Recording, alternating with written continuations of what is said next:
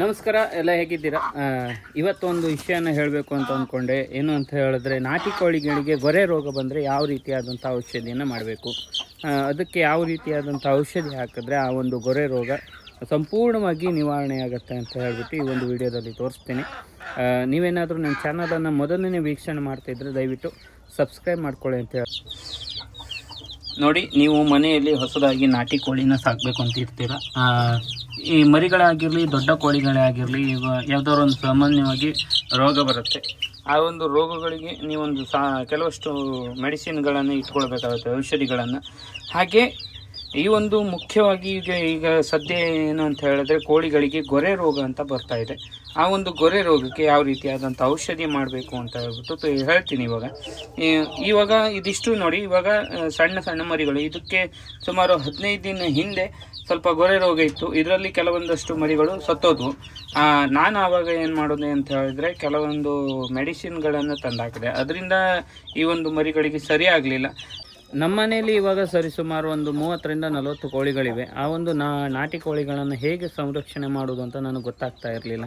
ಹಾಗೆ ನಾನು ಕೆಲವೊಂದಷ್ಟು ಜನರನ್ನು ಕೇಳಿದೆ. ಹಾಗೆ ಇನ್ನೂ ಕೆಲವೊಂದಷ್ಟು ಜನ ಅದಕ್ಕೆ ಮೆಡಿಸಿನನ್ನು ಹೇಳಿದ್ರು. ನ್ಯಾಚುರಲ್ ಆಗಿ ನಾನೇನು ಕೋಳಿನ ಸಾಕಬೇಕು ಅಂದ್ಕೊಂಡೆ, ಮೆಡಿಸಿನನ್ನು ಹಾಕಿದೆ. ನಾನು ನ್ಯಾಚುರಲ್ ಆಗಿ ಕೋಳಿನ ಸಾಕಬೇಕು ಅಂದ್ಕೊಂಡಿದ್ದೆ. ಆದರೆ ಕೆಲವೊಂದಷ್ಟು ಕಾರಣದಿಂದ ಅದು ಕೂಡ ಆಗಲಿಲ್ಲ. ಹಾಗಾಗಿ ಈಗ ಗೊರೆ ರೋಗ ಬಂದು ಕೆಲವೊಂದಷ್ಟು ಕೋಳಿಗಳು ಸಾಯ್ತಾ ಇರುವಾಗ ತುಂಬ ಬೇಜಾರಾಯಿತು. ಈ ಕೋಳಿಗಳನ್ನು ಸಾಕಿ ಏನು ಪ್ರಯೋಜನ, ನನಗೆ ಏನು ಕೈಗೂಡ್ತಾ ಇಲ್ಲ ಅಂತ ಅಂದ್ಕೊಳ್ತಾ ಇದ್ದೆ. ಆದರೆ ಆಮೇಲೆ ನಾನು ಒಂದು ಮೆಡಿಸಿನನ್ನು ಒಬ್ಬರು ಹೇಳಿದರು ಅಂತ ಹೇಳ್ಬಿಟ್ಟು ಆ ಒಂದು ಮೆಡಿಸಿನನ್ನು ತಂದೆ ಗೊರೆ ರೋಗಕ್ಕೆ. ಇವಾಗ ನನ್ನ ಕೋಳಿಗಳೆಲ್ಲ ಚೆನ್ನಾಗಿದ್ದಾವೆ. ಆ ಒಂದು ಮೆಡಿಸಿನ್ ಯಾವುದು ಅಂತ ಹೇಳಿದ್ರೆ, ಇಲ್ಲಿ ನೋಡಿ, ಮೆರಿಕ್ಯೂಮ್ ಏನು ಟ್ಯಾಬ್ಲೆಟ್ ನೋಡಿಸ್ತಾ ಇದೆಯಲ್ಲ, ಈ ಒಂದು ಮೆರಿಕ್ಯೂಮ್ 50 mg ಟ್ಯಾಬ್ಲೆಟ್ ಏನಿದೆ, ಈ ಒಂದು ಟ್ಯಾಬ್ಲೆಟು ನೀವು ದೊಡ್ಡ ಕೋಳಿಗಳಿಗಾಗಿದ್ರೆ ಒಂದನ್ನು ಕೊಡ್ಬೋದು. ಹಾಗೆ ಒಂದು ಸಣ್ಣ ಸಣ್ಣ ಮರಿಗಳಾಗಿದ್ದರೆ ಇದರಲ್ಲಿ ಕೆಲವೊಂದಷ್ಟು ಇದು ಮಾಡಿ ನೀರಲ್ಲಿ ಬೆರೆಸಿ ನೀವು ಹಾಗೆ ಕುಡಿಸ್ಬೋದು. ಇಲ್ಲ ಅಂತ ಹೇಳಿದ್ರೆ ಮೆರಿಕ್ಯೂಮ್ ಅಂತ ಹೇಳಿಬಿಟ್ಟು ಸಿರಪ್ ಇದೆ, ಅದು ಒಂದು ಏರ್ ಡ್ರಾಪ್ಸಲ್ಲಿ ಹಾಕ್ಕೊಂಡು ಅದರಲ್ಲಿ ಒಂದೊಂದು ಡ್ರಾಪು ನೀವು ಅದಕ್ಕೆ ನೇರವಾಗಿ ಬಾಯಿಗೆ ಹಾಕಿದ್ರೆ ಆ ಒಂದು ಗೊರೆ ರೋಗ ಸಂಪೂರ್ಣವಾಗಿ ನಿವಾರಣೆ ಆಗುತ್ತೆ. ನೋಡಿ, ಇವಾಗ ನಾನು ಕೋಳಿ ಮರಿಗಳೆಲ್ಲ ನೀರು ಕುಡಿತಾ ಇದ್ದಾವೆ. ನಾನು ಅದಕ್ಕೇನು ಬೆರೆಸಿದ್ದೀನಿ ಅಂತ ಹೇಳಿದ್ರೆ ಅರಿಶಿಣ ಬೆರೆಸಿದ್ದೀನಿ. ರೋಗ ನಿರೋಧಕ ಶಕ್ತಿ ಜಾಸ್ತಿ ಆಗಲಿ ಅಂತ ಹೇಳ್ಬಿಟ್ಟು ಈ ಒಂದು ನೀರಿಗೆ ಅರಿಶಿಣ ಹಾಕಿಟ್ಟಿದ್ದೀನಿ. ಅದನ್ನು ಇವತ್ತೇನು ಹಾಕಿಟ್ಟಿದ್ದೀನಿ, ನಾಳೆ ಆ ನೀರನ್ನು ಚೇಂಜ್ ಮಾಡಿಬಿಡ್ತೀನಿ. ಯಾಕಂತ ಹೇಳಿದ್ರೆ ಒಂದು ದಿನ ಇಟ್ಟಂತಹ ನೀರನ್ನು ಇನ್ನೊಂದು ದಿನ ಇಟ್ಟರೆ ಮತ್ತೇನಾದರೂ ಬೇರೆ ರೋಗ ಬರ್ಬೋದು. ಅದಕ್ಕೆ ಕೆಲವೊಂದಷ್ಟು ಹಾಗೆ ಆಗೋದು. ನಾವು ಇವತ್ತಿಟ್ಟಂಥ ನೀರನ್ನು ನಾಳೆ ಅದಕ್ಕೆ ನೇರವಾಗಿ ಅದು ಮತ್ತೆ ಅದನ್ನು ಕುಡೀತು ಅಂತ ಹೇಳಿದ್ರೆ ಅದರಿಂದ ಬೇರೆ ಇನ್ನೇನಾದರೂ ಸಮಸ್ಯೆ ಆಗುವಂಥದ್ದು ಇರ್ತದೆ. ಹಾಗಾಗಿ ನೀವೇನಾದರೂ ಇವತ್ತೇನು ಕೋಳಿಗಳಿಗೆ ನೀರಿಟ್ಟಿರ್ತೀರ, ನಾಳೆ ಅದನ್ನು ಚೇಂಜ್ ಮಾಡಿಬಿಟ್ರೆ ಒಳ್ಳೆಯದು. ಇಲ್ಲಿ ನೋಡಿ,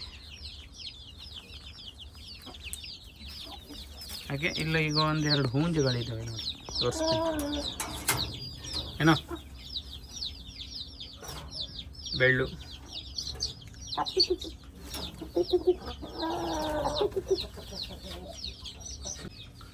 ಕೆಂಪ, ಇವಾಗ ಇವೆಲ್ಲ ಆರೋಗ್ಯವಾಗಿದ್ದಾವೆ ನೋಡಿ, ಏನೂ ತೊಂದರೆ ಇಲ್ಲ. ಯಾಕಂತ ಹೇಳಿದ್ರೆ ಎಲ್ಲ ಮೆಡಿಸಿನನ್ನು ಹಾಕಿ ಕ್ಯೂರ್ ಆಗಿ ಇವಾಗ ರೆಡಿ ಕಂಡೀಷನಲ್ಲಿ ಇರುವಂಥ ಕೋಳಿಗಳಿವು. ಮೇನ್ ಏನು ಅಂತ ಹೇಳಿದ್ರೆ, ಇವಾಗ ನೀವೇನಾದರೂ ಈಗ ಈ ರೀತಿಯಾಗಿ ಆ್ಯಕ್ಟಿವ್ ಆಗಿರಬೇಕು. ಕೋಳಿಗಳು ಆ್ಯಕ್ಟಿವ್ ಇಲ್ಲ ಅಂತ ಹೇಳಿಬಿಟ್ರೆ ನೀವು ಅಂದ್ಕೊಳ್ಬೇಕು ಅದನ್ನು ಒಂದು ಸಪ್ರೇಟ್ ಜೋನ್ಗೆ ಹಾಕಿ ಅದಕ್ಕೆ ಮೆಡಿಸಿನನ್ನು ಮಾಡಬೇಕಾಗತ್ತೆ. ಒಂದು ವೇಳೆ ಅದಕ್ಕೆ ರೋಗ ಬಂದಿದೆ ಅಂತ ಹೇಗೆ ಗೊತ್ತಾಗತ್ತೆ ಅಂತ ಹೇಳಿದ್ರೆ, ಇವಾಗ ಅದನ್ನು ಮೇವು ತಿನ್ನಲ್ಲ, ನೀರು ಕುಡಿಯಲ್ಲ, ಕೆಲವೊಂದಷ್ಟು ಇದು ಈಗ ಮನುಷ್ಯರು ಹೇಗಂತ ಹೇಳಿದ್ರೆ, ನಾವೀಗ ಹೇಗಂತ ಹೇಳಿದ್ರೆ ನಮಗೇನಾದರೂ ಸಮಸ್ಯೆ ಆಯಿತು ಅಂತ ಹೇಳಿದ್ರೆ ನೀವು ಆಸ್ಪತ್ರೆಗೆ ಹೋಗ್ತೀವಿ. ಆದರೆ ಇವಾಗ ಕೋಳಿಗಳಿಗೆ ಏನಾದರೂ ಸಮಸ್ಯೆ ಆಗಿದೆ ಅಂತ ಹೇಳಿದ್ರೆ ನಾವು ಡೈಲಿ ಆ ಕೋಳಿಗಳನ್ನು ನೋಡ್ತಾ ಇದ್ದರೆ ನಮಗೆ ಗೊತ್ತಾಗತ್ತೆ ಅದು ಆ್ಯಕ್ಟಿವ್ ಇದೆಯೋ ಇಲ್ಲವೋ, ಅದಕ್ಕೆ ಏನು, ಅದು ಯಾವ ರೀತಿಯಾದಂಥ ಚಲನವಲನ ಯಾವ ರೀತಿ ಇದೆ ಅಂತ ಹೇಳ್ಬಿಟ್ಟು ನಮ್ಗೆ ಗೊತ್ತಾಗುತ್ತೆ. ನೋಡಿ ಸ್ನೇಹಿತರೆ, ನಿಮ್ಮ ಮನೆಯಲ್ಲಿ ಕೋಳಿಗಳಿದ್ದು ಗೊರೆ ರೋಗದಿಂದ ಈ ಒಂದು ಕೋಳಿಗಳು ಸಾಯ್ತಾ ಇದೆ ಅಂತ ಹೇಳಿದ್ರೆ ನೀವು ಯೋಚನೆ ಮಾಡೋದೇ ಬೇಡ. ಈ ಒಂದು ಮೆರಿಕ್ಯೂಮ್ ಟ್ಯಾಬ್ಲೆಟನ್ನು ತಂದು ನೇರವಾಗಿ ಹಾಕಿ, ದೊಡ್ಡ ಕೋಳಿಗಳಿಗಾದರೆ ಮೆರಿಕ್ಯೂಮ್ ಟ್ಯಾಬ್ಲೆಟನ್ನು ತಂದು ಹಾಕಿ, ಅಂದರೆ ಸಣ್ಣ ಸಣ್ಣ ಮರಿಗಳಿದ್ದರೆ ಅದಕ್ಕೆ ಮೆರಿಕ್ಯೂಮ್ ಸಿರಪ್ ತಂದು ಹಾಕಿ, ಗೊತ್ತಲ್ಲ, ಒಂದು ಕೋಳಿಗೆ ಒಂದು 50 mg ಒಂದು ಟ್ಯಾಬ್ಲೆಟನ್ನು ಡೈಲಿ ಬೆಳಿಗ್ಗೆ ಸಂಜೆ ಅಂತ ಹೇಳ್ಬಿಟ್ಟು 2 ದಿನ ಮಾಡಿದ್ರೆ ಆ ಒಂದು ಗೊರೆ ರೋಗ ಸಂಪೂರ್ಣವಾಗಿ ನಿವಾರಣೆ ಆಗುತ್ತೆ.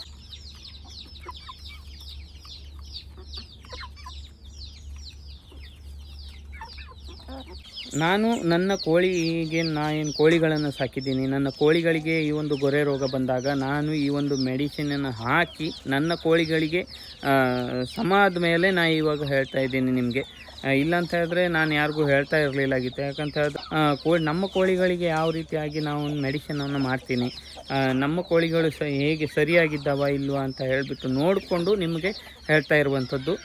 ಈ ಒಂದು ಟ್ಯಾಬ್ಲೆಟು ಎದುರುಗಡೆಯಿಂದ ನೋಡೋದಾದರೆ ಈ ರೀತಿಯಾಗಿ ಕಾಣಿಸುತ್ತೆ ನೋಡಿ, ಸಣ್ಣದು 50 mg ಇರುತ್ತೆ ಇದು. ಈ ಒಂದು ಟ್ಯಾಬ್ಲೆಟನ್ನು ನೀವು ನೀವೇನಾದರೂ ಜಾಸ್ತಿ ಕೋಳಿಗಳನ್ನು ಸಾಕಿದರೆ ಈ ಒಂದು ಟ್ಯಾಬ್ಲೆಟ್ ನಿಮ್ಮ ಮನೆಯಲ್ಲೂ ಕೂಡ ಇರಲಿ ಅಂತ ಹೇಳ್ತೀನಿ. ಯಾಕಂತ ಹೇಳಿದ್ರೆ ಗೊರೆ ರೋಗ ಬಂದಾಗ ಈ ಒಂದು ಟ್ಯಾಬ್ಲೆಟನ್ನು ಬಳಸಿ. ಹಾಗೆ ಇಂಥ ಮರಿಗಳಿಗೆ ಆದರೆ ಈ ಒಂದು ಮೆರಿಕ್ಯೂಮ್ ಸಿರಪ್ ಅಂತ ಸಿಗುತ್ತೆ, ಅದ್ರ ಬಗ್ಗೆನೂ ಕೂಡ ಮುಂದಿನ ವಿಡಿಯೋದಲ್ಲಿ ಹೇಳ್ತೀನಿ ನಿಮಗೆ. ಆ ಒಂದು ಮೆರಿಕ್ಯೂಮ್ ಸಿರಪನ್ನು ಕೂಡ ಇಟ್ಕೊಂಡಿರಿ. ನಿಮ್ಮ ಮರಿಗಳಿಗೆ ಏನಾದರೂ ಗೊರೆ ರೋಗ ಬಂತು ಅಂತ ಹೇಳಿದ್ರೆ ಆ ಮೆರಿಕ್ಯೂಮ್ ಸಿರಪನ್ನು ಹಾಕಿ. ನಮ್ಮ ಥರನೇ ಮನೆಗಳಲ್ಲಿ ಕೋಳಿಗಳನ್ನು ಸಾಕ್ಕೊಂಡಿರ್ತಾರೆ ಕೆಲವೊಂದಷ್ಟು ಜನ.